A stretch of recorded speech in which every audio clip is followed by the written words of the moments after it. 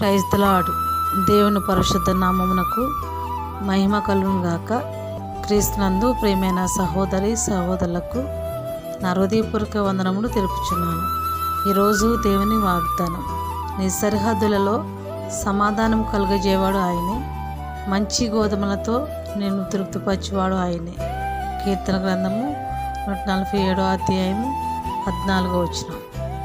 ప్రియమైన సహోదరి సహోదరులారా, ప్రస్తుత దినములలో అనేక కుటుంబాలు సమాధానం లేక, నెమ్మది లేక, సంతోషం లేక, దుఃఖముతో, అశాంతితో ఉంటున్నాయి. భార్యాభర్తల మధ్య సమాధానం లేక కొన్ని కుటుంబాలు, తల్లిదండ్రులు పిల్లల మధ్య సమాధానం లేక కొన్ని కుటుంబాలు, బంధుమిత్రుల మధ్య సమాధానం లేక కొన్ని కుటుంబాలు ఉంటున్నాయి.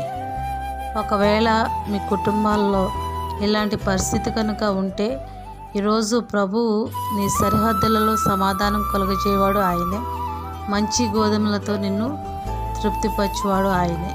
ప్రియులారా, యేసయ్య మంచి పోషకుడు. ఆయన తన ప్రజలైన ఇశ్రాయేలును పరలోకపు మన్నాతో ఆయన పోషించాడు. సమృద్ధి అయిన ఆహారము వారికి అనుగ్రహించి తృప్తిపరిచాడు. సింహపు పిల్లలు లేమిగలవై ఆకలిగొన్నను, దేవుని ఆశ్రయించు వానికి ఏ మేలు కొదువై ఉండదు.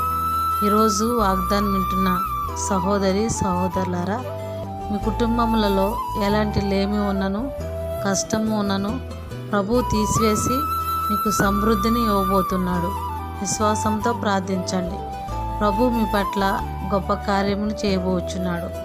ఈరోజు ఈ వాగ్దానము దేవుడు మన జీవితంలో నెరవేర్చును గాక. ఆమేన్, ఆమేన్.